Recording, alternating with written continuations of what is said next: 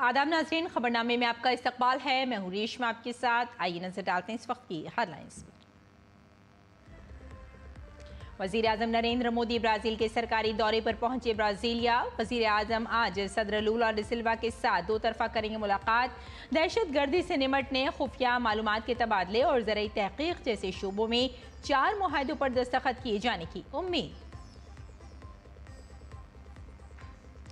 अगले साल भारत की सदारत में ब्रिक्स को मिलेगी एक नई पहचान। वज़ीर आज़म मोदी ने कहा, G20 की तरह हम ब्रिक्स को अवाम पर मबनी नुक्ता नज़र और इंसानियत के आला जज्बे के साथ बढ़ाएंगे आगे। सदर जमहूरिया द्रौपदी मुर्मू मल्लिकार्जुन खड़गे का तबसरा बीजेपी ने बनाया निशाना। गौरव भाटिया ने कहा, कांग्रेस कबाइल मुखालिफ ज़हनियत की है शिकार। बीजेपी की फैक्ट फाइंडिंग कमेटी ने कोलकाता इस्मत दरी केस की तहकीकात की मुकम्मल। बीजेपी सदर जेपी नड्डा को रिपोर्ट की पेश। मगरबी बंगाल में खवातीन के तहफ़्फ़ुज़ को तशवीशनाक दिया करार। ममता हुकूमत पर मुलज़िमीन को तहफ़्फ़ुज़ फराहम करने का लगाया इल्ज़ाम। हज कमेटी ऑफ इंडिया ने हज 2026 के लिए दरख्वास्त के अमल का बाज़ाब्ता दौर पर किया आगाज़। आज़मीन 7 जुलाई से 31 जुलाई तक दे सकते हैं ऑनलाइन दरख्वास्त। चीन ने टैरिफ पर ट्रंप इंतजामिया को खबरदार करते हुए कहा, अमेरिका अपनी अशिया पर टैरिफ बहाल करके तिजारती कशीदगी को हवा न दे। मुस्तकबिल तिजारती मुआहदे का वाहिद रास्ता है मुज़ाकरात।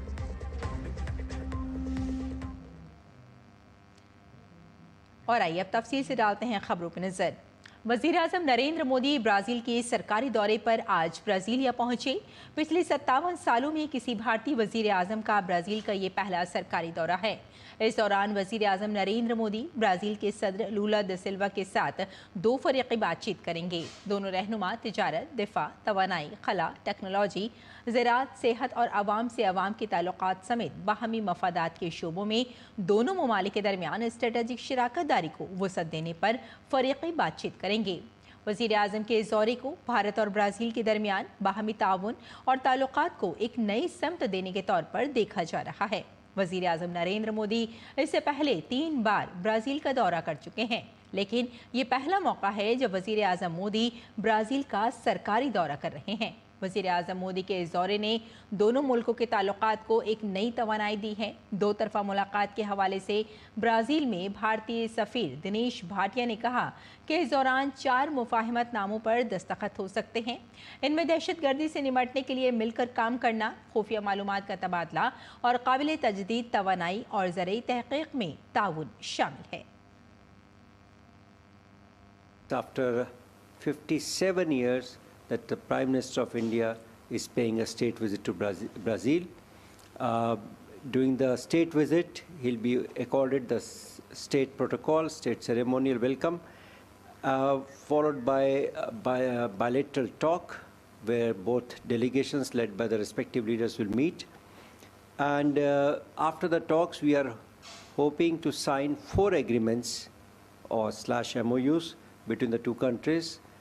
Namely on renewable energy, counterterrorism, agricultural research cooperation between ICAR, which is Indian Council for Agricultural Research, and Embrapa of Brazil, and also exchange and mutual protection of confidential information.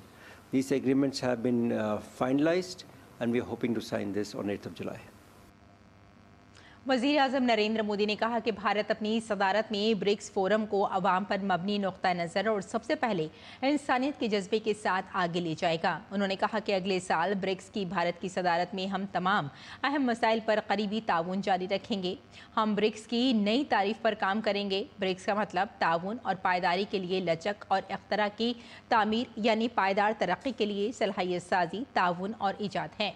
वज़ीर आज़म मोदी ने कहा कि जिस तरह हमने अपनी सदारत के दौरान G20 को वसअत दी, ग्लोबल साउथ के मसाइल को एजेंडे में तरजीह दी, इसी तरह ब्रिक्स की सदारत के दौरान हम इस फोरम को लोगों पर मरकूज़ नुक्ता नज़र और इंसानियत के जज्बे के साथ आगे बढ़ाएंगे।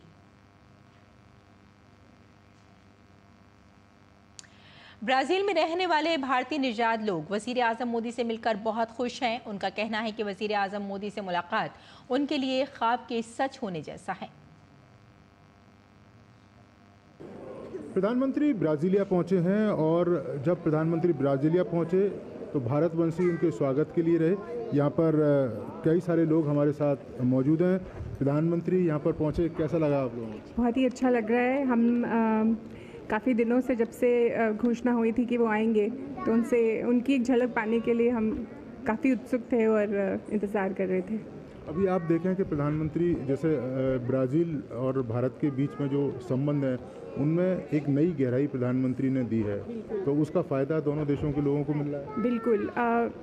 जो मेरे यहाँ के दोस्त हैं, मैंने उनसे बातचीत की और जितने उत्सुक हम सब भारतीय थे उतने ही उत्सुक यहाँ के लोग हैं।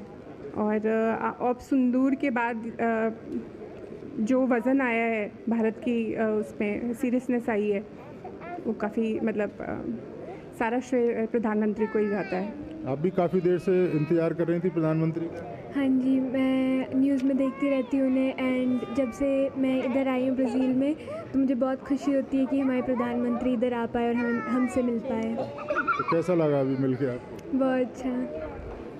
क्या कहना चाहेंगी? प्रधानमंत्री जब विदेशों में पहुंचते हैं तो खासतौर से भारतवंशियों के साथ मुलाकात भी करते हैं, यहाँ भी कई जगह रुक के उन्होंने बातचीत की, तो कैसा लगता है ये? बहुत ही अच्छा लगता है सर। लोग क्या कहेंगे कि जिस तरीके से प्रधानमंत्री आते हैं, और पहले ऐसे नहीं होता था, अब वो बीच में भी जाते हैं, लोगों के बातचीत भी करते हैं और पूछते भी हैं कि कैसा हाल चाल है, तो कैसा लगता है कि जब एक प्रधानमंत्री आप लोगों के बीच में जाता है? बहुत अच्छा लगता है। हम पहली बार मिले हैं प्रधानमंत्री जी से। आप कुछ कहना चाहेंगे? हाँ जी, पहले तो ऐसा नहीं होता था कि कोई भी जो है मंत्री या प्रधानमंत्री जैसे अफसर हम लोगों को मिलता था, पर ये जो है एक उत्साह वाली बात है। इससे हमारी जो है बहुत ज़्यादा हम उत्साहित होते हैं, तो ये एक अच्छी है। जनता के साथ उनका जो है डायरेक्ट संपर्क होता है। ऑपरेशन सिंदूर में जिस तरीके से प्रधानमंत्री ने कदम उठाया, महिलाओं के उत्थान के लिए लगातार वो काम करते रहे, कैसा लगता है? बहुत ही अच्छा लगता है कि उन्होंने एक पूरे ऑपरेशन को इतना परफेक्ट नाम दिया है, ऑपरेशन सिंदूर, क्योंकि एक सिंदूर क्या महत्व रखता है एक औरत की ज़िंदगी में। उन्होंने बिल्कुल बैंग ऑन टारगेट नाम रखा, और ना ही सिर्फ हमारे जो सोल्जर्स हैं जो लड़े, बट इवन सारे लेडीज़ को भी उन्होंने इतना जोश भर दिया कि बस अब तो भारत को कोई भी नहीं हरा सकता है। तो ये आपने देखा कि भारतवंशी प्रधानमंत्री नरेंद्र मोदी का इंतज़ार कर रहे थे और काफ़ी उत्साहित हैं, और उनका ये कहना है कि प्रधानमंत्री की यात्रा दोनों देशों के संबंधों को और ज़्यादा गहराई पहुंचाएगी। इसके साथ साथ भारत के प्रधानमंत्री के जो कदम हमेशा से उठते रहे हैं देश की भलाई के लिए, देश के उत्थान के लिए, और उसको लेकर विदेशों में रहने वाले भारतवंशी भी गर्व करते हैं। कैमरामैन प्रमोद नेगी के साथ Neeraj Singh, DD news, Brasilia. वज़ीर आज़म मोदी ब्राज़ील के दौरे पर हैं। वज़ीर आज़म का दौरा ब्राज़ील के बारे में मुकामी लोगों ने क्या कहा, आइए देखते हैं इस खुसूसी रिपोर्ट में। तो ये जो यात्रा है मोदी जी की ब्राज़ीलिया में, आशा है कल उनकी मीटिंग है यहाँ के राष्ट्रपति के साथ, तो बहुत सारा जो है MOU बिजनेस का साइन भी होगा। और ब्राज़ील के जो लोग हैं, बहुत सारे लोग इंडिया जाना चाहते हैं पढ़ने के लिए, लैंग्वेज है, कल्चर है, तो इससे क्या है कि इंडिया में ब्राज़ील के लोगों के लिए दरवाज़ा खुलेगा शिक्षा का और शास्त्र का, और जो इसका जो संबंध है शिक्षा के अलावा, बिजनेस के अलावा शिक्षा, इसमें और वृद्धि होगी। बहुत अच्छा लगा। जिंदाबाद Modi. Such a deep honor and blessing, and his presence is really powerful, and it's just such a blessing to be here and such an honor that he came to visit Brazil. Yeah, we are very happy to meet him. जिए आपको लंबी उम्र मिले। भारत की जो image थी कि गरीब है, पिछड़ा हुआ है, आपने पुनः उसको महान बना दिया है। ब्रिक्स में आए हो तो उनके लिए एक सेवा भाव से जो हमारे इंडियंस कम्युनिटी यहाँ पे रियो में और ब्राज़ीलिया और फिर ब्राज़ील में एक उल्लास के साथ यहाँ पे लोग आए हैं, और उसको वेलकम करने के लिए एक अलग वाइब्स यहाँ की है ब्राज़ीलिया में, और अच्छा लगा मोदी जी आए। एक वाइब्स होमली फील हुआ इंडियन टाइप की। It's really a pleasure to be part of this and be able to be close to such strong people and strong leadership. Modi ji को सामने से देखकर मतलब ये तो मतलब एक तमन्ना पूरी हो गई है उनको इतना पास से देख के, और उनके दर्शन करके बहुत ही बढ़िया लग रहा है।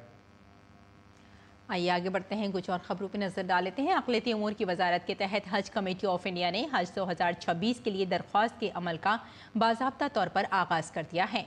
आज़मीन हज अपनी दरख्वास्तें ऑफिशियल हज पोर्टल hajcommittee.gov.in के ज़रिए या हज सुविधा मोबाइल एप्लीकेशन के ज़रिए जमा कर सकते हैं, जो iOS और एंड्रॉयड दोनों तरह के सार्फिन के लिए दस्तियाब है। ऑनलाइन दरख्वास्त विंडो 7 जुलाई 2025 से 31 जुलाई 2025 की रात 11:59 तक खुली रहेगी। दरख्वास्त दहिंदगान को अपने फॉर्म जमा करने से पहले रहनुमा हिदायत और हल्फिया बयान को अच्छी तरह पढ़ लेना चाहिए। अर्जी गुजार के पास दरख्वास्त की आखिरी तारीख को या इससे पहले का जारी करदा मशीन से पढ़े जाने वाले लायक भारतीय बैनुल-अक़वामी पासपोर्ट होना लाजमी है, जिसकी मियाद कम अज़ कम 31 दिसंबर 2026 तक हो। हज कमेटी दरख्वास्त दहिंदगान को मशवरा देती है कि वो दरख्वास्त देने से पहले अपनी तैयारियों पर गौर कर लें। मौत या संगीन तिब्बी हंगामी सूरत हाल को छोड़कर अपनी अर्जी वापस लेने पर जुर्माना लगाया जा सकता है या फिर ये माली नुकसान का बाइस बन सकता है। तफसीली हिदायत के लिए हज कमेटी की वेबसाइट hajcommittee.gov.in पर मुलाहिजा करें। और कोलकाता में कानून के तालिबे इल्म के खिलाफ घिनौनी जुर्म की तहकीकात के लिए तश्कील दी गई बीजेपी फैक्ट फाइंडिंग कमेटी ने अपनी रिपोर्ट बीजेपी सदर जेपी नड्डा को सौंप दी है। रिपोर्ट मगरबी बंगाल में इंतशार की इंतहाई हालत और ख़वातीन के तहफ़्फ़ुज़ के तईं रियासती हुकूमत की तशवीशनाक बेहिसी को उजागर करती है। रिपोर्ट पेश करने के बाद बीजेपी सदर जेपी नड्डा ने अपने सोशल मीडिया पोस्ट में कहा कि संदेश खुले से लेकर आरजी कर अस्पताल तक और अब इस मामले में भी पैटर्न वही है, जिसमें खामोशी, बेअमली और मुल्ज़िम को तहफ़्फ़ुज़ दिया जा रहा है। कोलकाता के लॉ कॉलेज में तलबा के साथ इज्तिमाई इस्मत दरी के काबिल मज़म्मत वाक़े के बाद बीजेपी ने 4 रुकनी तहकीकाती कमेटी तश्कील दी थी। इसमें साबिक़ मरकज़ी वज़ीर सतपाल सिंह, मीनाक्षी लेखी और बिप्लब कुमार देव और राज्यसभा के रुकन मनन कुमार मिश्रा शामिल थे। तहकीकाती कमेटी ने जाए वक़ूअ का दौरा किया है और अपनी रिपोर्ट बीजेपी के कौमी सदर को सौंप दी है। बीजेपी लीडर गौरव भाटिया ने कांग्रेस को निशाना बनाया है। एक प्रेस कॉन्फ्रेंस में गौरव भाटिया ने कहा कि कांग्रेस सदर मल्लिकार्जुन खड़गे ने सदर जमहूरिया हिंद के लिए काबिल एतराज़ लफ्ज़ इस्तेमाल किया है, जिससे जाहिर होता है कि कांग्रेस के डीएनए में कबाइल मुखालिफ जहनियत है। मल्लिकार्जुन खड़गे जी ने भारत की राष्ट्रपति द्रौपदी मुर्मू जी के लिए आपत्तिजनक शब्दों का इस्तेमाल किया है। यह दिखाता है कि कांग्रेस पार्टी के डीएनए में आदिवासी विरोध मानसिकता, पूर्व राष्ट्रपति रामनाथ कोविंद जी का अपमान किया है, दलित विरोधी मानसिकता, जो कांग्रेस पार्टी राहुल गांधी संविधान को हाथ में लेके चलते हैं, उन्हीं के इशारे पर रिमोट कंट्रोल वाले अध्यक्ष मल्लिकार्जुन खड़गे जी इस तरह की आपत्तिजनक टिप्पणी करते हैं। गौरव भाटिया ने कहा कि कांग्रेस लीडर राहुल गांधी सियासत में जहर घोल रहे हैं। राहुल गांधी जी, राजनीति में आप ऐसा विष क्यों घोल रहे हैं? क्या इससे संविधान तार तार नहीं हो रहा है? दूसरी बात, आप राष्ट्रपति जी के लिए कहते हैं कि उनकी सहभागिता दलितों की, आदिवासी समाज के जो लोग हैं उनकी जमीन हड़पने के लिए है। तो मैं पूछना चाहता हूं, इस तरह के आरोप अगर आप उच्च संवैधानिक पदों पे बैठे हुए व्यक्तियों के खिलाफ लगाते हैं बिना तथ्यों के, बिना प्रमाण के, यह किस तरह का जहर उगला जा रहा है? गौरव भाटिया ने पूछा कि क्या मल्लिकार्जुन खड़गे अपने गैर मुहज़्ज़ब और बेहुदा रिमार्क्स पर माफ़ी मांगेंगे? क्या कांग्रेस लीडर राहुल गांधी उन्हें पार्टी से निकाल देंगे? क्या मल्लिकार्जुन खड़गे जी लिखित में अपनी अशोभनीय अभद्र टिप्पणी के लिए भारत की राष्ट्रपति महोदया जी से माफी मांगेंगे? और क्या राहुल गांधी और कांग्रेस के तमाम कार्यकर्ता निंदा करेंगे इस बयान की जो स्वयं उनके राष्ट्रीय अध्यक्ष मल्लिकार्जुन खड़गे जी ने दिया है? और क्या उन्हें पार्टी से निकाला जाएगा? क्या किसी पार्टी में ऐसे अध्यक्ष की जगह हो सकती है जो देश का संविधान तार-तार करे, राष्ट्रपति जी के पद का सम्मान ना करे और जनता की, खासकर दलित समाज और आदिवासी समाज की भावनाओं को आहत करे? और यूपी के बलरामपुर में मजहब तब्दीली का बड़ा नेटवर्क चलाने वाले जमालुद्दीन उर्फ झांगुर बाबा की गिरफ्तारी के बाद बाबा के घर पर बुलडोजर चला दिया गया। झांगुर बाबा के घर को गिराने का अमल मंगल की सुबह 8 बजे से शुरू कर दिया गया है। कार्रवाई के पेश नज़र पुलिस इंतजामिया की बड़ी तादाद तैनात है। झांगुर बाबा को कई लड़कियों का मजहब तब्दील करने और करोड़ों का लेन देन करने के इल्जाम में गिरफ्तार किया गया था। झांगुर बाबा को कई इस्लामी ममालिक से गैर मुल्की फंडिंग मिली थी, जिसकी तहकीकात की जा रही है। इस रकम से झांगुर बाबा ने अपना नेटवर्क फैलाया और करोड़ों के असासाजात खरीदे। बिहार के वज़ीर आला नीतीश कुमार की सदारत में पटना में हुई काबीना की मीटिंग में कुल 43 तजावीज़ को मंजूरी दी गई। इसमें रियासती हुकूमत ने बिहार के नौजवानों को रोज़गार के ज़्यादा से ज़्यादा मौक़े फराहम करने, उन्हें तरबियत देने और उन्हें बाइख्तियार बनाने के मकसद से बिहार यूथ कमीशन बनाने का फैसला किया है। बिहार यूथ कमीशन में 1 चेयरमैन, 2 नायब चेयरमैन और 7 मेंबरान होंगे, जिनकी ज़्यादा से ज़्यादा उम्र की हद 45 साल होगी। ये कमीशन निगरानी करेगा कि रियासत के मुकामी नौजवानों को रियासत के अंदर प्राइवेट सेक्टर में मुलाजमतों में तरजीह मिले। रियासती हुकूमत के इस विजनरी इक़दाम का मकसद नौजवानों को खुद कफील, हुनरमंद और रोज़गार बनाना है ताकि उनका मुस्तक़बिल महफूज हो। इसके अलावा समाजी बुराइयों को फ़रोग़ देने वाली शराब और दीगर मंशियात की रोकथाम के लिए प्रोग्राम तैयार करना और ऐसे मामलात में हुकूमत को सिफारिशात भेजना भी इसका अहम काम होगा। इसके अलावा बिहार हुकूमत ने ख़वातीन को सरकारी मुलाजमतों में 35% रिजर्वेशन देने का बड़ा फैसला किया है। ताहम ये रिजर्वेशन सिर्फ उन ख़वातीन के लिए दस्तयाब होगा जो बिहार की असल बाशिंदा हैं। 35% जो आरक्षण है वो केवल महिलाओं, इवन इन जनरल कोटी में भी जब 35 होगा तो केवल जो राज्य की जो महिलाएं हैं उन्हीं को चले लाभ। जब भी आरक्षण का लाभ लेना पड़ेगा ये महिला कोटि का, तो बिहार की महिलाओं को ही मिलेगा। तो अन्य राज्यों की महिलाएं जनरल कोटि में अपना अप्लाई कर सकती हैं, अनारक्षित में अप्लाई कर सकती हैं। और मगरबी बंगाल की राजधानी कोलकाता और उसके आसपास के इलाकों में गुज़श्ता 24 घंटों में ज़बरदस्त बारिश हुई है। मूसलाधार बारिश के बायस शहर के कई इलाकों में पानी जमा होने का मसला बना हुआ है। खासतौर पर मगरबी बंगाल के जुनूबी हिस्सों में तूफ़ानी बारिश ने मालूमाती ज़िंदगी को दरहम बरहम कर दिया है। कोलकाता और आसपास के इलाकों से गुजरने वाले लोगों को काफ़ी मुश्किलात का सामना है। पानी जमा होने से सड़कें तालाब बन चुकी हैं। महकमा मौसमियात ने खित्ते में ज़्यादा से ज़्यादातर मकामात पर हल्की से दरमियानी बारिश या गरज चमक के साथ बारिश और कुछ मकामात पर मूसलाधार बारिश की पेशगोई की है। उत्तराखंड के चमोली में मुसलसल मूसलाधार बारिश की वजह से निज़ाम ज़िंदगी दरहम बरहम है। लोगों को नक़्लो हरकत में मुश्किलात का सामना है। इस सिलसिले में चमोली के ज़िला मजिस्ट्रेट संदीप तिवारी ने बताया कि चमोली ज़िले के शेरगांव में शदीद बारिश की वजह से 2 गाय के बाड़ों को नुकसान पहुँचा है। तहसील इंतज़ामिया इलाके का जायज़ा ले रही है। उन्होंने कहा कि लोगों को भी महफूज मकामात पर मुंतकिल किया जा रहा है। आज नंदानगर में शेरा गांव में अतिवृष्टि की सूचना प्राप्त हुई है, जिससे कि 2 गौशालाओं को नुकसान हुआ है और कुछ घरों में मलबा गया है। तहसील प्रशासन की टीम मौके पर है और नुकसान का जायजा ले रही है। जो भी आवश्यक कार्यवाही है वो की जा रही है। जिन घरों को शिफ्ट करना है उनको सुरक्षित स्थानों में शिफ्ट भी किया जा रहा है और PWD द्वारा JCB भेज के सड़क को खोलने का कार्य किया जा रहा है और बाकी कोई जनहानि या पशुहानि की सूचना अभी तक प्राप्त नहीं हुई है।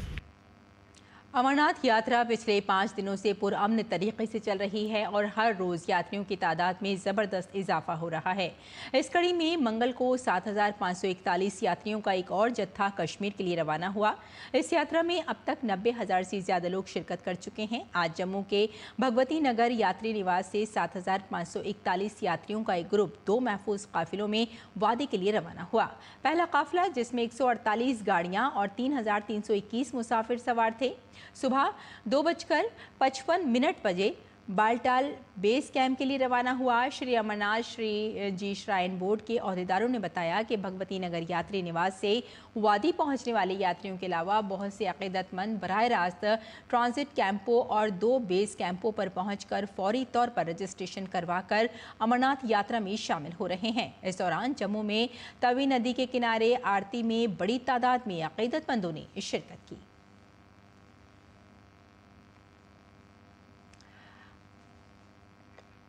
और आगे बढ़ते हैं। पटना में ताजिर गोपाल खेम का कत्ल केस में पुलिस को बड़ी कामयाबी मिली है। इस मामले में दूसरा मुलजिम विकास उर्फ राजा पुलिस तसादुम में मारा गया है। यह एनकाउंटर रात के वक्त पटना सिटी के इलाके में हुआ। पुलिस के आला हुक्काम ने सुबह क्राइम सीन का मुआयना भी किया। काबिल जिक्र है कि ताजिर गोपाल कत्ल केस में पुलिस ने शूटर उमेश कुमार को पटना के माल सलामी इलाके से गिरफ्तार किया था। पुलिस ने गंगा के किनारे से असलाह भी बरामद किया था। इसने तकरीबन 1 लाख रुपए के एवज ये वारदात अंजाम दी थी। गिरफ्तार शूटर उमेश कुमार की इत्तला पर STF और पटना पुलिस ने कोतवाली थाने से मुत्तसिल उदयगिरी अपार्टमेंट पर छापा मारा, जहां से 3 अफराद को हिरासत में ले लिया गया। और नामीबिया के हीरो की दुनिया भर में मांग है। नामीबिया के हीरो की तजारत में बहुत से भारतीय भी शामिल हैं। इन ताजिरों में से एक महेंद्र शाह 15 साल पहले गुजरात की सूरत से यहाँ आए थे। आज सैकड़ों नामीबिया के लोग उनके लिए काम कर रहे हैं। भारतीय कम्युनिटी के कुछ लोग भी उनकी कंपनी का हिस्सा हैं। DD न्यूज़ के नुमाइंदे निशांत राय ने उनसे बात की। नामीबिया हीरो के लिए भी दुनिया भर में जाना जाता है और यहाँ के हीरे की डिमांड दुनिया के हर मुल्क में की जाती है। हमारे साथ महेंद्र शाह मौजूद हैं, जो कि अंकित जेम्स से जुड़े हुए हैं, जिस संस्थान में हम हैं, और ये एक भारतीय की पहली कंपनी है। महेंद्र जी, अगर बात की जाए तो आप यहाँ पर कब आए थे? सबसे पहले ये बताइए कि आप भारत में कहाँ से रहने वाले हैं? मैं भारत में सूरत से रहने वाला हूँ, गुजरात से, और यहाँ मैं आया हूँ 2010 में।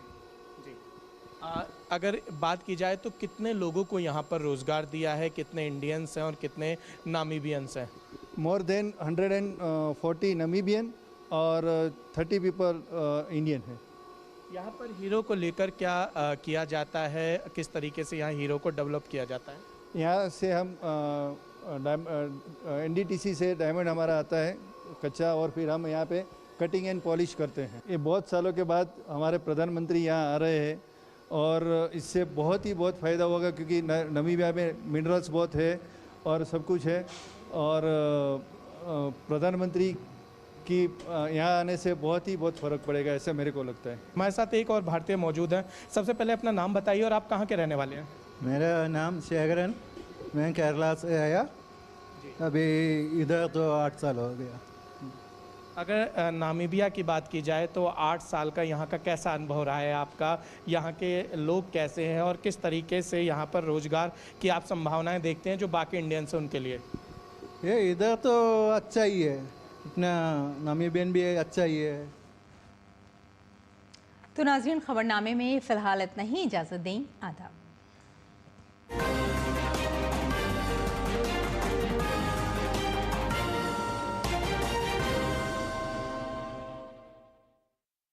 मुझे पता है तुम कहाँ जाओगी। दुर्लभ और वसंत जी